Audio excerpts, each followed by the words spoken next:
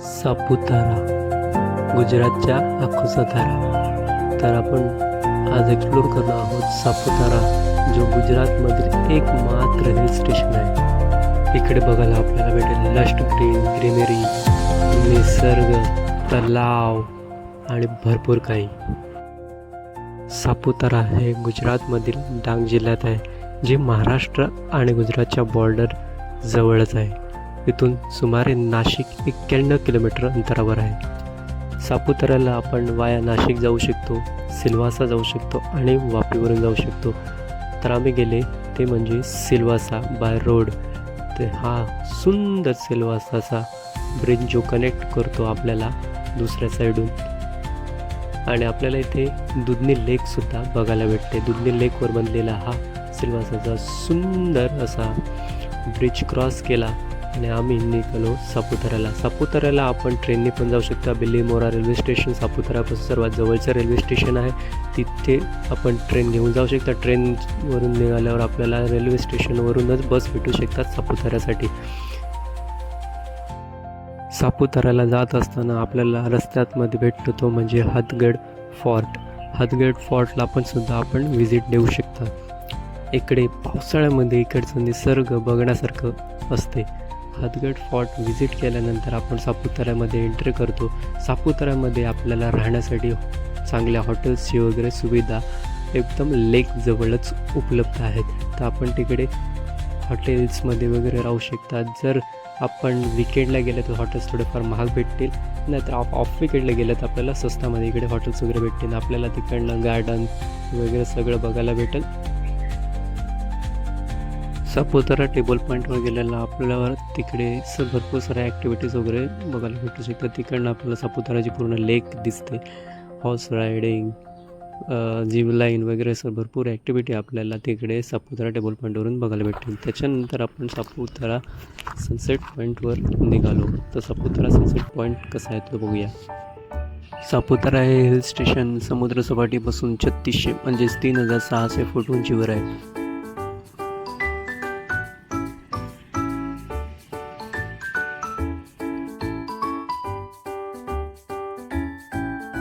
Sunset पॉईंटचा view घेतल्यानंतर आपण निघूया ते म्हणजे सापुतारा लेकजवळ असणाऱ्या गार्डनमध्ये. तर सापुतारा लेकजवळ एक सुंदर असं गार्डन आहे, जिथून आपण सनसेट झाल्यानंतर जे लेकचे व्ह्यूज आहेत ते एक नंबर दिसतात.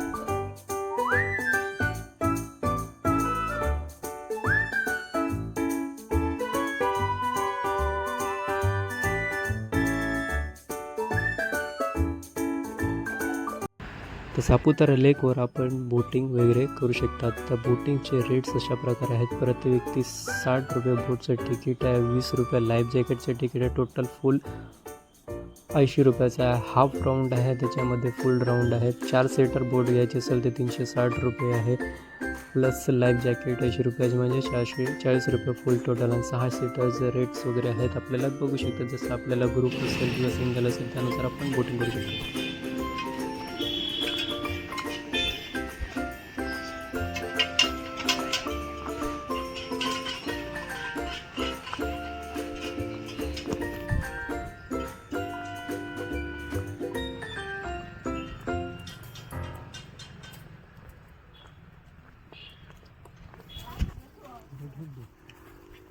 आम्ही आता आल्यात सापुतारा आणि सापुताऱ्याचं गार्डन एक्सप्लोर करतो आणि बघू आता इकडे लाईट वगैरे भेटतात का. त्यासाठी वाट बघायला लागेल. आता वाट बघावी लागेल. आल्यात तर पूर्ण करूनच जाऊ. गार्डन तर बाई फ्रीमध्ये आहे, तर मेंटेन तर चांगलं आहे. सर्व मेंटेन आहे.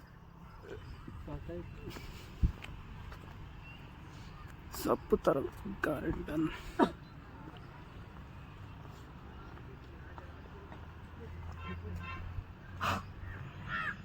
सुंदर अशी संध्याकाळ आणि हा समोर दिसणारा सापुताऱ्याचा लेक आणि शांत बसण्यासाठी सापुताऱ्याच्या गार्डनमधली ती सेटिंग्स वगैरे चांगली आहे.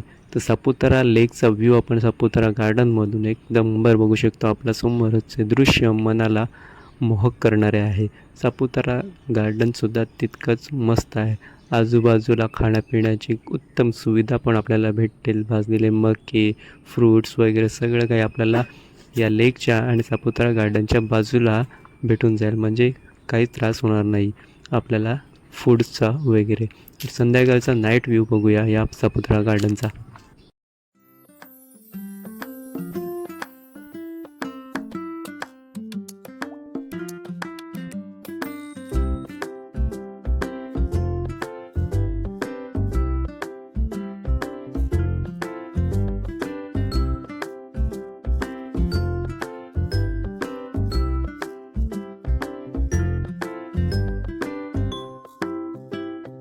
सापुतारा गार्डनमधून बाहेर गेल्यावर आपल्याला तिकडे फिश हाऊससुद्धा दिसेल. तर फिश हाऊसमध्ये वेगवेगळ्या देशातली वेगवेगळ्या प्रजातीची जे फिशेस आहेत ते ठेवलेली आहेत. तर आपण तिकडे जाऊन त्याचीसुद्धा मजा घेऊ शकतात. आणि वेगवेगळे फिशेस, वेगवेगळ्या प्रजाती, वेगवेगळ्या देशाच्या फिशेस आपल्याला इकडे बघायला भेटतील.